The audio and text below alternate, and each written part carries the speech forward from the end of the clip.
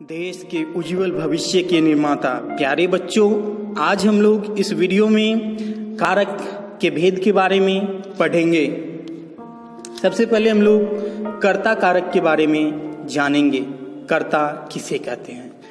वाक्य में जो शब्द काम करने वाले के अर्थ में आता है उसे कर्ता कारक कहते हैं। दूसरे शब्द में क्रिया का करने वाला कर्ता कारक कहलाता है। सरल शब्दों में जो काम करता है उसे हम कर्ता कारक कहते हैं। इसकी विभक्ति ने है। जैसे मोहन खाता है, इस वाक्य में खाने का काम मोहन करता है, अतः मोहन कर्ता कारक है। मनोज ने पत्र लिखा, इस वाक्य में क्रिया का करने वाला मनोज है, अर्थात मनोज यहाँ पर कर्ता कारक है। कर्म कारक, जिस संज्ञा या सर्वनाम पर क्रिया का प्रभाव पड़े उसे कर्म कारक कहते हैं। दूसरे शब्दों में वाक्य में क्रिया का फल जिस शब्द पर पड़ता है उसे कर्म कारक कहते हैं। इसकी विभक्ति को है। जैसे माँ बच्चे को सुला रही है, इस वाक्य में सुलाने की क्रिया का प्रभाव बच्चे पर पड़ रहा है, इसलिए बच्चे कर्म कारक है। राम ने रावण को मारा, यहाँ रावण कर्म कारक है।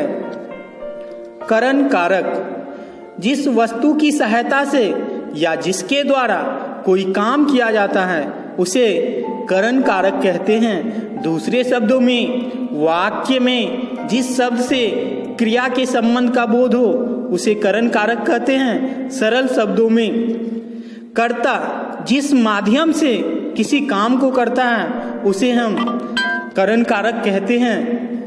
जैसे हम आंखों से देखते हैं, इस वाक्य में देखने की क्रिया करने के लिए आंख की सहायता ली गई है, अतः आंख करण कारक है। अन्य उदाहरण, राम के द्वारा पत्र लिखा जाता है। राम के द्वारा पत्र लिखा जाता है, किसके द्वारा? राम के द्वारा। संप्रदान कारक, जिसके लिए कोई क्रिया की जाती है उसे हम संप्रदान कारक कहते हैं।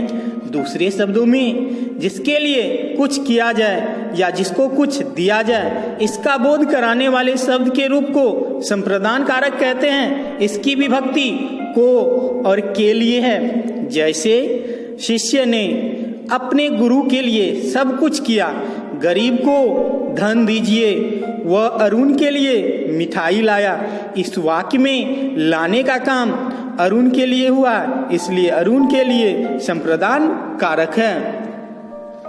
ध्यान देने योग्य बातें, कर्म और संप्रदान कारक का एक ही विभक्ति प्रत्यय है को, पर दोनों के अर्थों में अंतर है। संप्रदान का को के लिए अव्यय के स्थान पर या उसके अर्थ में प्रयुक्त होता है, जबकि कर्म के को का के लिए अर्थ में कोई संबंध नहीं है। नीचे लिखे वाक्यों पर ध्यान दीजिए। कर्म कारक का उदाहरण, हरि मोहन को मारता है। संप्रदान कारक का उदाहरण, हरि मोहन को रुपया देता है। प्यारे बच्चों, इस वीडियो में बस इतना ही। धन्यवाद।